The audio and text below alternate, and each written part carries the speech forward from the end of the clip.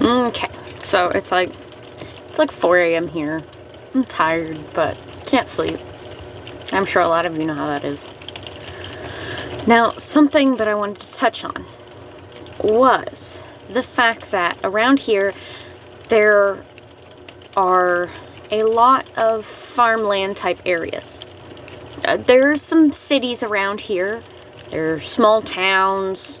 There are large towns. There's a huge major metropolitan area nearby. But then there's also the farmlands.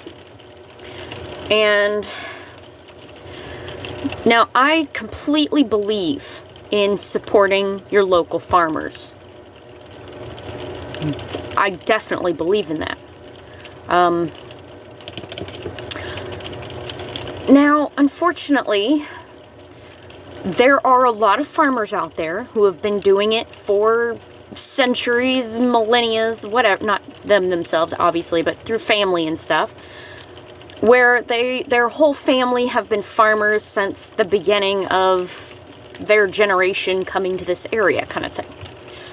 And I appreciate that. I love that. I think that's great. And I think passing down that knowledge and the kids, the next generation, whatever you want to call it, stepping up and doing that because that's what they know. That's what they want to do. It's solid work.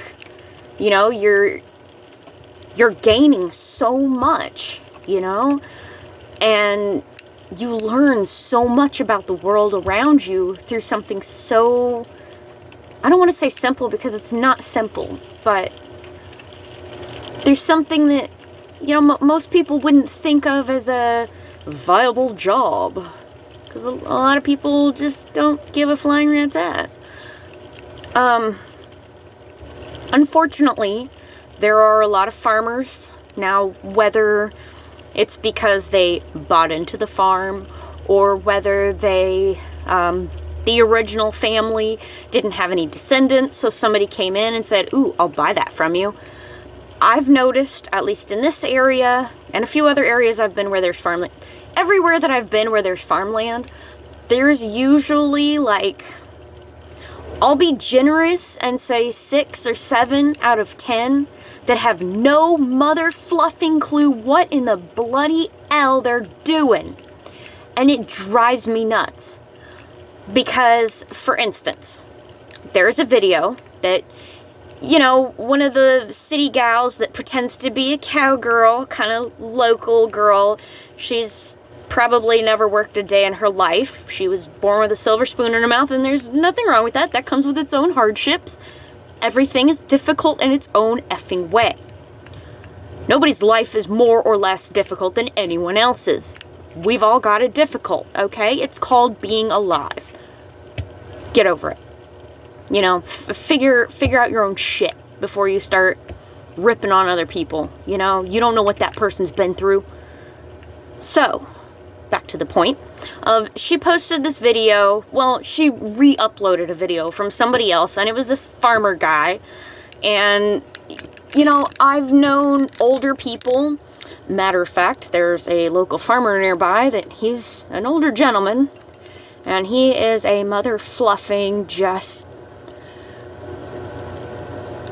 he's a money grubbing, Mr. Krabs from SpongeBob would be a better employer than this guy, as my husband worked for the guy, so we know personally what this guy's entire existence is all about. He will scam you, he will con you, he will stab you in the back. His entire operation of the produce that he produces is, oh my gosh, there are so many violations. It would make you puke if you knew what was going into that local store down there, which is why we don't shop at that store. We go down there and shop at a different store. It's still all local. But we're very careful about our stuff. Because if I get sick, I go into organ failure, I start to die. If I get too sick, because my immune system sucks. It sucks. My immune system sucks. I have parts of my body that don't work properly. And it sucks, regardless of that. So the woman, you know, the local, she's a wannabe cowgirl. She's not local anymore. She went away. But she was a wannabe cowgirl, you know, one of those, just a city girl who was a wannabe. I think her family might have owned a farm once upon a time, but she never actually, like, worked on it. It was just, oh, my family owns a farm. Har, har, har. And so, whatever. But she uploaded this video of this young guy. As I've said, I've seen both young and old be stupid. So, I mean, age has nothing to do with stupidity in the long run. But this idiot is like, oh, you know, the government is making us dump out these hundreds of gallons of perfectly fine milk. And, you know, he does his little slooshing and he fills up a glass and he chugs it and he's like, it's perfectly fine, can't you see? And it's like, okay, you know, first off, the FDA is very particular. Because if it does not pass FDA regulations, the Food and Drug Administration, if it does not pass all the checkpoints, then it should not be put out there for consumption. Because it can kill people. There are bugs, organisms, viruses, diseases. There are things that will eat your skin. There are things that will make you puke out every organ in your body. There are things that will disintegrate your internal organs. There are things that will eat your brain, if I didn't already say that can come in the form of just about effing anything, particularly when it comes to consumables like milk, cheeses, meats, you know, any type of if you can put it in your mouth and consume it, there is a chance that it can have something that can kill you. Now, in ancient times, people didn't live that long. Okay, first off, for all those flipping morons that believe in the whole, you know, oh, primal crap, and they do the whole, you know, once upon a time we lived off the land, we ate meat raw, murmur. Yeah, back in that day, 30 years old was considered ancient. You were considered a master wizard if you could survive at 30 years old. You were too old to have kids because you were gonna die. You were already the Walking Dead. You know, you were considered ancient at 30 years old. So, I mean, you know, our improvement in medical advancements and whatnot, and our improvement in like an FDA system to help figure out what foods will completely destroy our bodies and kill us, and what is safe for us to consume, like our children. Say the formula shortage that just happened, because guess what? There was a huge outbreak in some kind of weird disease that was being put into the formula and killed a butt ton of kids and babies. You know, and people are complaining about, oh, look at all this formula being put on these shipment containers, and they're being disposed of, and they're wasteful, and it's so wasteful. And that kind of crap killed a lot of kids because people didn't catch on in time that it was contaminated. Don't you dare tell me that it's wasteful. What's wasteful is that the flipping idiots that made it did not do their utmost to keep their equipment clean so that the stuff did not get contaminated. Okay?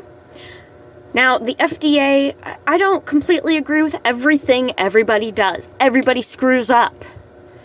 However, trying to side with these idiotic wannabe farmers who, it seems like they know nothing about farming. You know, they know nothing about anything. Not all of them, just certain ones. But these 6 to 7 out of 10, that's 60 to 70%. We'll say 65 to be safe. And that's being generous. That's saying that there are more people out there smarter than there actually are. And any of us who've been in the real world knows that's not true. It's a much higher number. But I'm being nice. And I'm being safe because there might be an isolated area where everybody is intelligent. I don't know. Haven't been there. It's hard to find intelligent people when you're surrounded by complete morons no matter what part of the flipping planet you go. You know? So...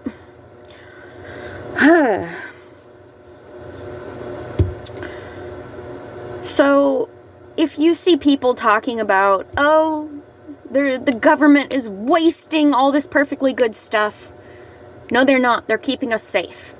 There were a lot of kids that died in that formula mishap because some company, Similac, I didn't say nothing, didn't properly clean their equipment and contaminated a lot of stuff. And there could have been more to that. I don't know what the court case talked about. It's got nothing to do with me. I don't care. We don't use Similac anyway because most kids are actually highly allergic to Similac and its affiliates. Just like with Tide. Most people are allergic to Tide and all of its affiliates, but people want to blame allergies. I don't know what people are blaming nowadays. It seems to change every few years. Point being is a lot of kids are allergic to Similac. My kid is allergic to Similac, so we refused to go with it. We went with other stuff. So, we went with Enfamil, because Enfamil did a lot better for him. So that's what we did. Now, some people, like that guy that took that swig of milk and said it's perfectly fine, some people like him, my husband is one of them actually, who can consume things that are contaminated, that would kill someone like me, and they can come out perfectly fine. It doesn't affect them in the least bit. Now those people, there's some kind of technical term, and I think one of the street terms is a carrier. People like that are a carrier. They have no symptoms. It doesn't hurt them. They're not sick. They don't get sick. But oh boy, do they carry that with them. And people around them that have hardly any, if any, immune system to fight back, can't fight against that stuff. So, things that my husband can eat, like, heck, spoiled turkey. My husband could eat spoiled turkey that's, that nasty, slimy, it smells gross, it looks gross. He did it one time because I don't effing know. I think he just wanted to, not waste it. I don't know. Whatever the problem was, I personally don't enjoy turkey very much, so I don't generally eat turkey very much. So it was all his anyway, and I think it was one of those things where he tends to do this thing with food where he saves it for me, and even when I tell him I'm not interested, he just assumes, just being a girl, I'll just let her have it. Well, then it goes bad, because when I say I'm not going to eat something, I'm serious. I do not want to eat it. There are medical reasons why I do not want to eat certain stuff. And things like bananas, they can cause super massive infections in my tracts. I get really bad infections if I eat bananas. Apples, I go into ketoacidosis if I eat apples. It takes one apple for me to go into ketoacidosis. It takes half. It doesn't even take a whole banana. It takes half of a banana to give me a supermassive infection that puts me in the hospital. So my body can't fight against stuff. It doesn't know how to process certain things. That's a problem for me. So right before it went bad, it still smelled all right. And I was like, I think I'm going to take a little taste and see if it's still okay. Because I'm going to throw it out. If the husband's not going to eat it, I'm not just going to let him eat something that's going to make him sick. Right? That'd be messed up of me. So I have a little bit. And it doesn't take too long. It was within a couple of hours. And I started puking. So bad. So hardcore. I had food poisoning.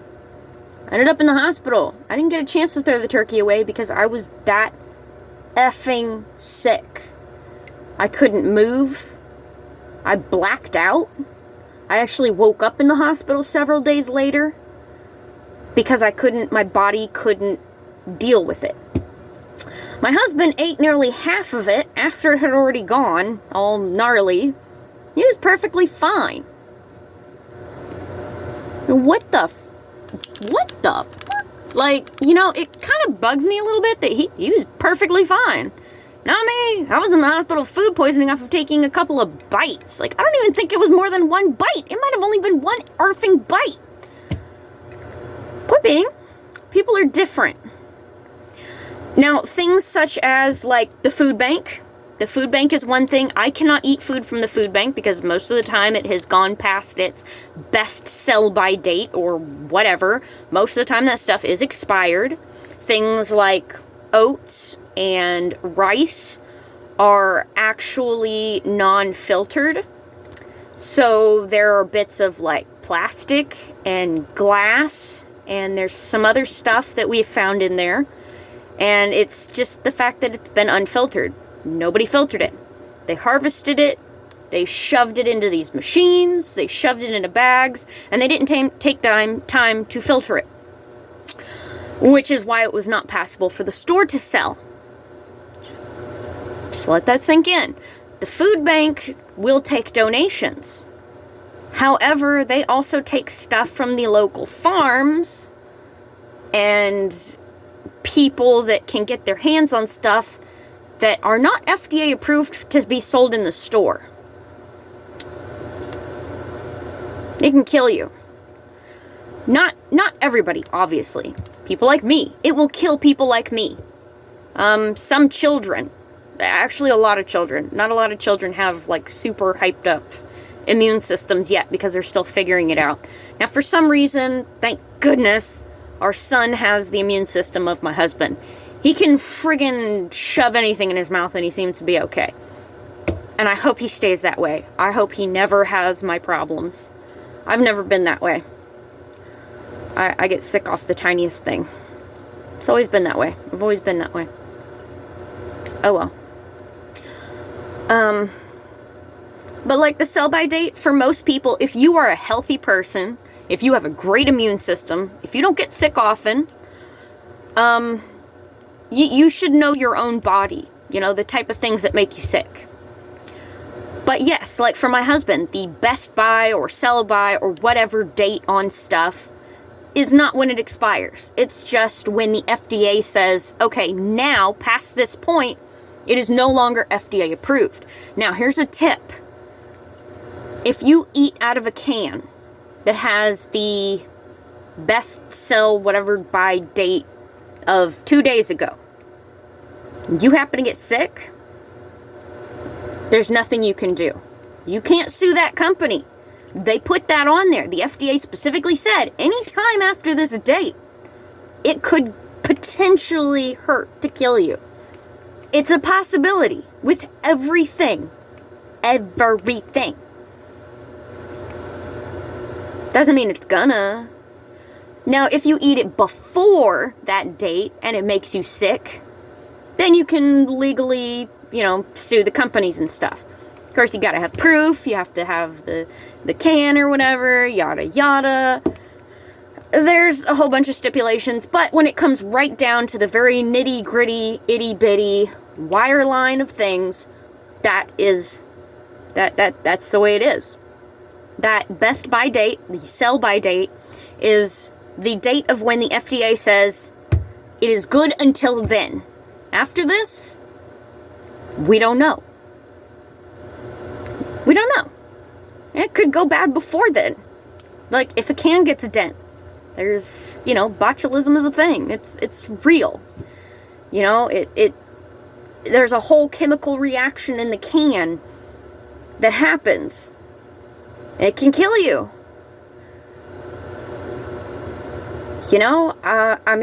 Something so stupid as, like, the main reason why I would never want to buy my milk from a convenience store, like a gas station, for instance, isn't because it's ridiculously expensive, because trust me, it effing is.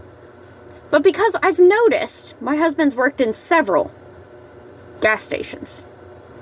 And something we've noticed is they will leave the shipment of milk out in the blazing sun, not all the time.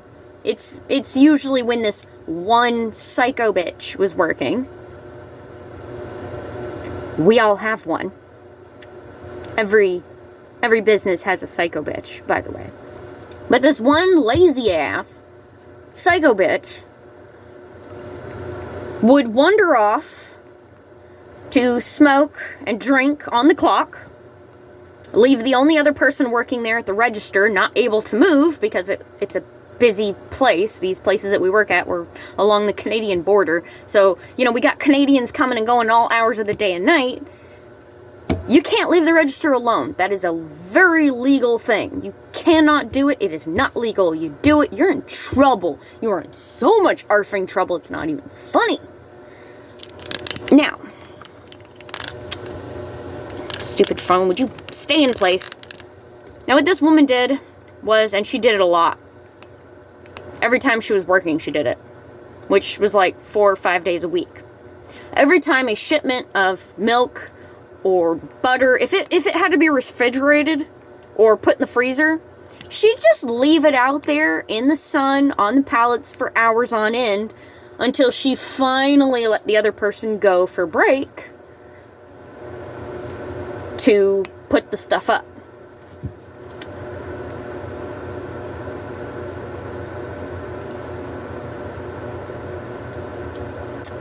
Now, I've watched a lot of places do this. Places like Walmart,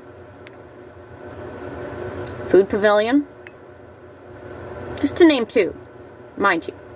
Now, and I'm not saying they're the ones in this specific area, but I've seen them do. I've seen all across the place. I've seen Safeway do it. I've seen just about every gas station. There's somebody that does it. And there's usually one person that works there. You're always going to find that one person that works there that's going to do it. I don't care if you believe it or not. I don't care if you like it or not. If you don't believe it, then chances are you're probably that person, whether you realize it or not. Because there's always that one person that leaves you alone to go wander off to do something. They reek of smoke, they reek of alcohol, whatever, when they come back. And a shipment has come in. Nothing's put away. But they've been gone hours. Nothing's put away. But that shipment came in hours ago. The were you doing? Smoking, drinking, chatting it up with the buddies. I hate people with friends. Drives me nuts. Not because I'm jealous.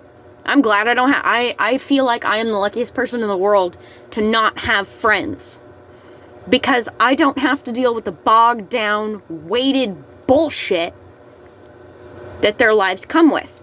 I have had one very good friend. My entire life, I've only ever had one really good friend. And since that friend cut me off because she couldn't deal with me getting pregnant and nearly dying in the hospital, that mentally destroyed her because that's not something that happens in the real world to her. She was amazing, But she was unfortunately one of the girls born with a silver spoon in her mouth. Never saw hardships. I mean, she did in her own way, which is where that came from, that everybody has hardships in their own way. Everybody's seen some fucked up shit. Everybody's been through some fucked up shit. And, but something like that, to nearly lose the person that you've been with for decades, like her and I were friends for decades. She was my only friend. She has a bunch of friends. She's a socialite. She's actually the one who found me. She's actually the person who decided, because I was going to go to a high school dance. This was like almost 20 years ago, by the way. I was going to go to a high school dance with this guy. He said yes, and he stood me up. And I was upset because it was literally the first time I'd ever put myself out there and been vocal enough with other humans to even bother being asked out by a guy. And, you know, I thought it was perfect because he was kind of an outcast. I was kind of an outcast. Now, I didn't know that because I switched schools all the time. So I was an outcast in many ways than one. One, I had so many effing medical problems. Nobody could understand how someone like me could exist. For the other thing, I was a new student. I wasn't from the area. I didn't grow up with all these people. They were all snoot bags. They all came from rich families. I did not.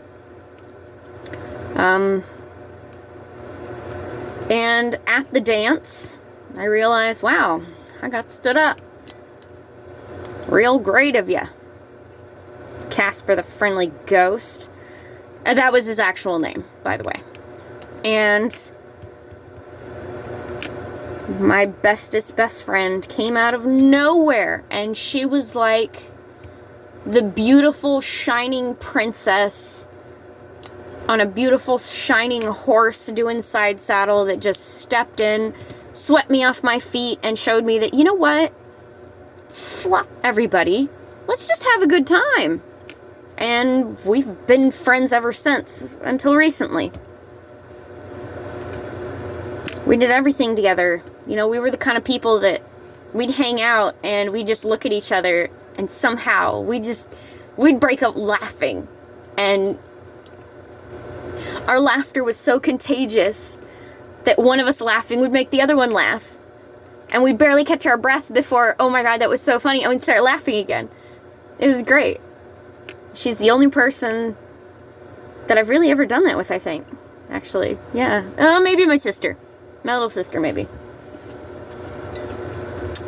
Yeah. So, yeah, I don't believe in friendships. You have that one... She was my spirit sister, is what I called her.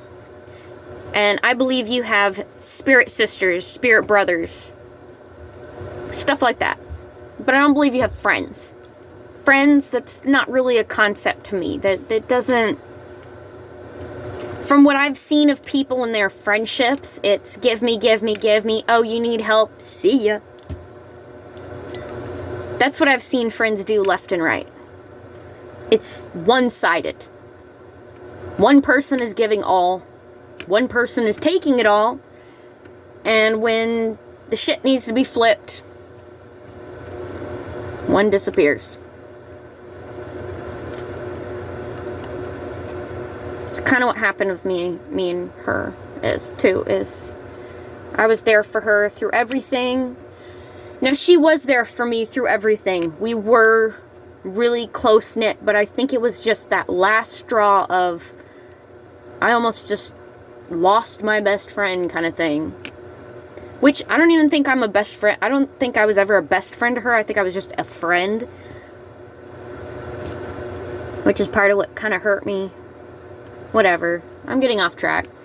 So yeah, okay, fine. I'm a little butthurt about friendships and stuff. But that's all I've ever known, is that friendship. You know, and I did have one before that, but that was a whole nother mess. That was mostly her parents that caused issues there, because I was ridiculously underweight, and unfortunately she was ridiculously overweight.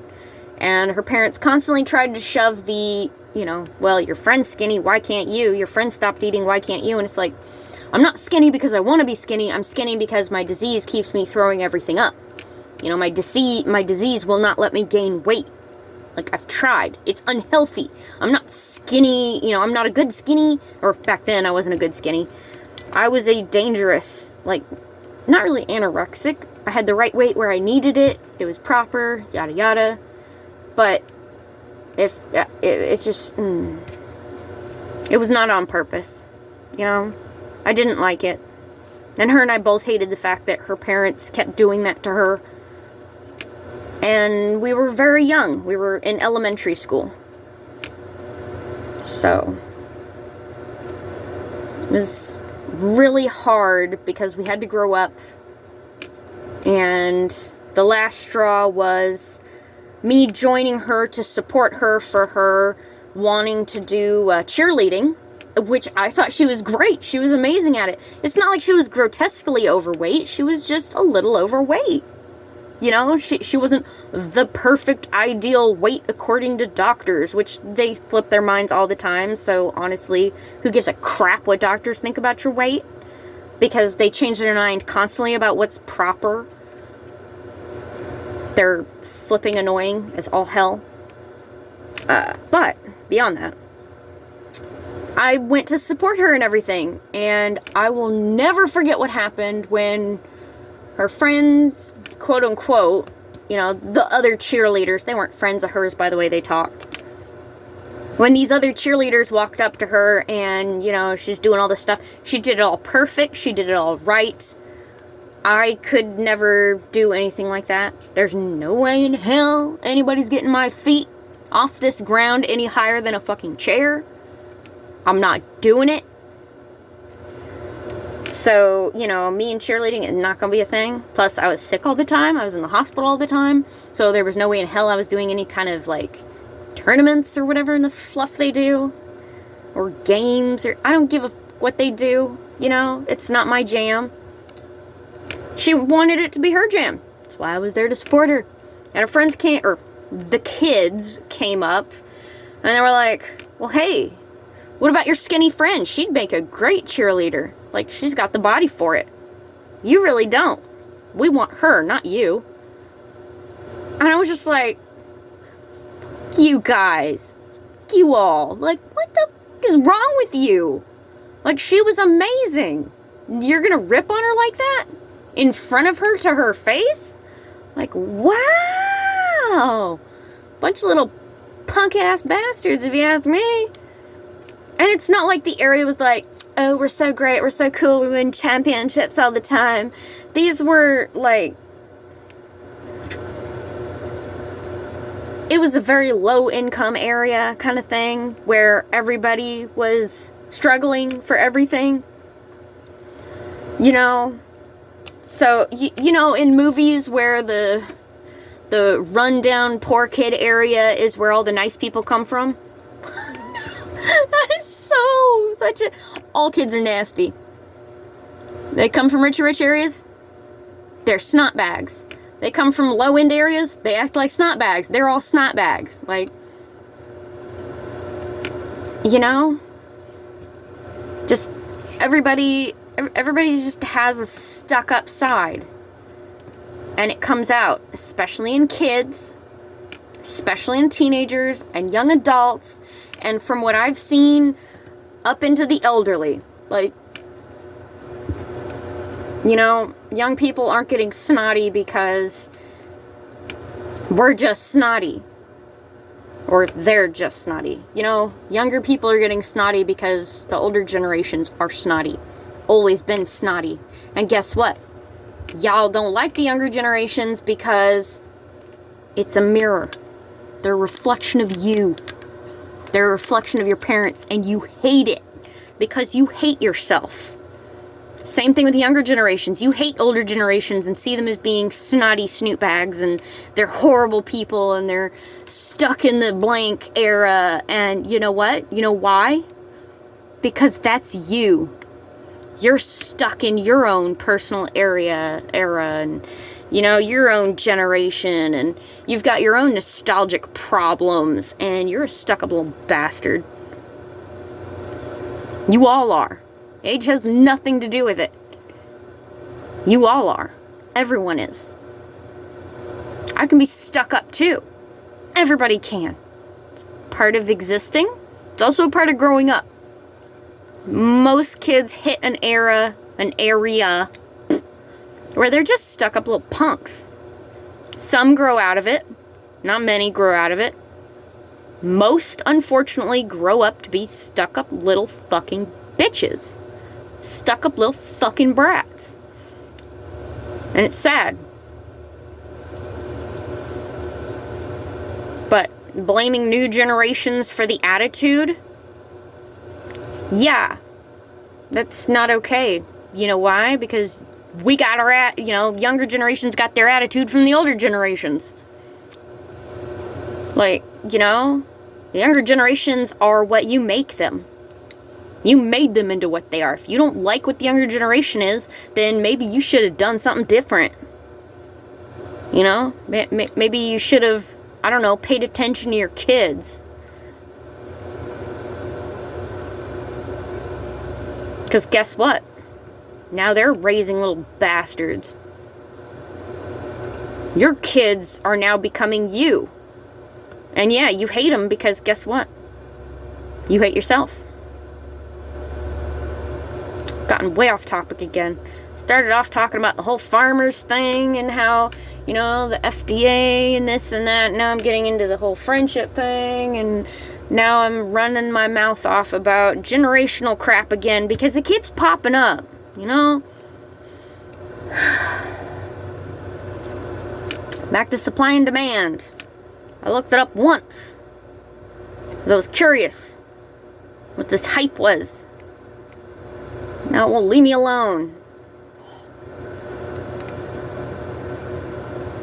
That's why I put not interested in most channels now. It's like, nope, not interested. I don't want to see it. Block that channel. Block that. Block that. Block that. I don't want to see their crap no more. Not worth it. Now that you've heard me rant for over half an hour. See ya.